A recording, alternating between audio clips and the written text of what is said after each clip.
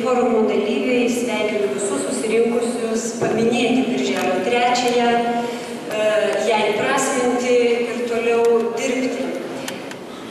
Norėčiau prieš pasisakydama dar kelias sekundės skirti istoriko Kasparavičiaus kalbai. Mane čia stumdė, kaip yra, ką jis čia pasakė, kokias blėnis čia susakė savo pasisakymu apie praeitį. Tai aš kaip teksto interpretatorė ir literatūros kritikė galiu jums paaiškinti. Gerbėmieji, Algimantas pasakė tokius dalykus. Mes turime praeitį, kuri yra mūsų fundamentas, pamatas, bet negalime norėti atkurti ir padaryti tai, kas jau buvo padaryta.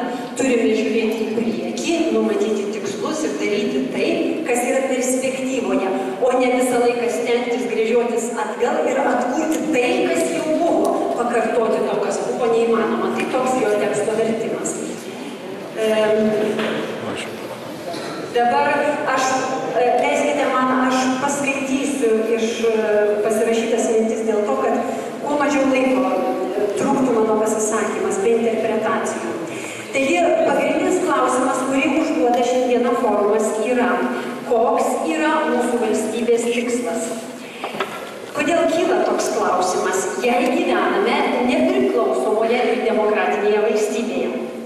Toks klausimas negali nekilti stebint šalies politikos vyksmą, pasirinktus prioritetus, tačiau kita vertus, jeigu jau kyla šitas klausimas, tai paraleliai kyla ir kitas. Ar tikrai gyvename nepriklausomoje ir demokratinėje valstybėje?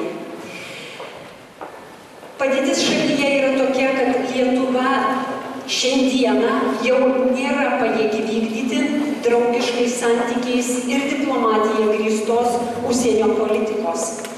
Nuolat įsivelia į dviprasmiškus konfliktus su valstybėmis, kurios įtakoja ir mūsų valstybės saugumą bei ekonomiką, kurios galėtų būti sąjungininkėmis pasaulio politikos arenoje. Bet jokia valstybė negali išlaikyti subalansuotos užsienio politikos, jei neturi vidaus politikos stuburo. Tai yra, neturi jokio nacionalinio intereso. Tai yra valstybės tikslas. Jei valstybei nerūpi, pirmiausia, jos žmonių gerovė, nacionalinė kultūra, nacionalinė ekonomika, nacionalinės vertybės, jei nėra skatinama gyventi, dirbti ir kurti tėvynėje, tuomet koks yra tokios valstybės tikslas? Ir jei nuolat yra kurstomas karas, koks yra valstybės užsienio politikos tikslas?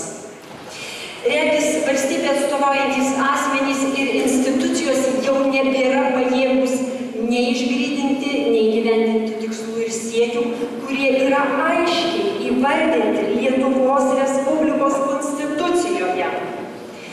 Vykdoma politika nebeatitinka pačios sąvokos, piliečiai būrėsi į judėjimus ir reikalauja, kad pagaliau Lietuvoje atsitiktų valstybė. Valstybė, kurioje politinė valia privalo įgyvendinti pilietinę valią. Taigi, ko tam reikia?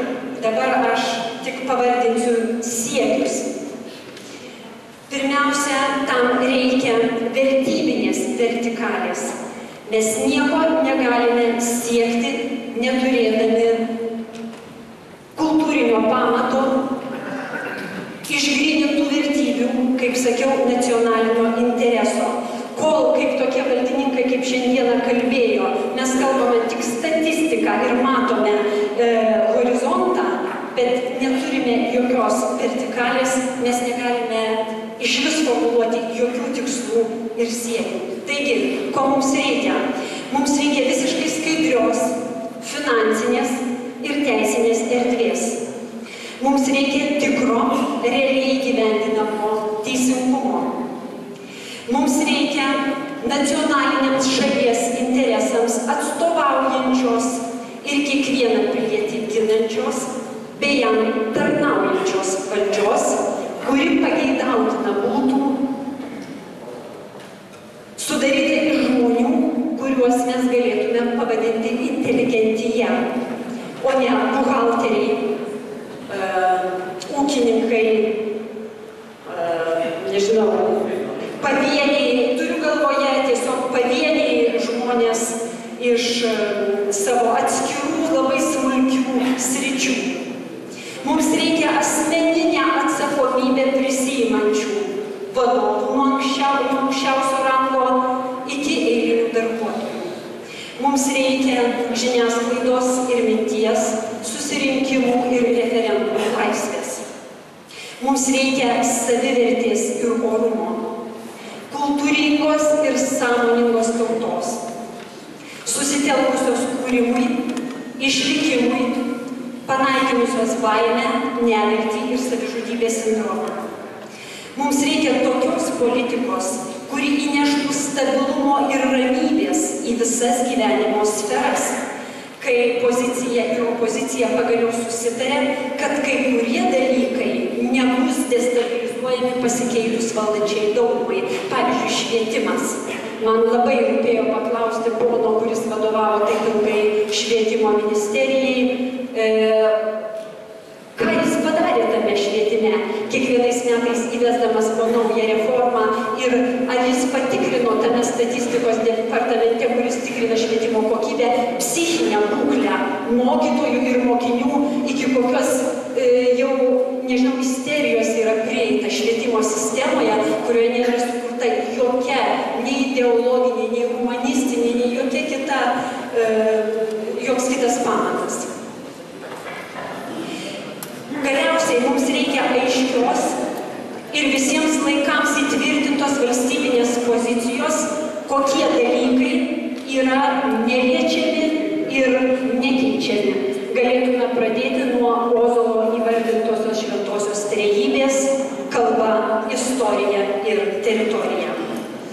Taigi mes turime valstybės tikslą, modelį apibrėžtą 92 konstitucijoje ir turime siekius, kurie, jeigu įgyvendinsime, ir bus tikros laisvos ir demokratinės valstybės apibūdinimas. Taigi artėjo laikas dirbti piliečiams vertikalėje ir vertybių atvertybių pamato. Kviečiu kitus prisijungti.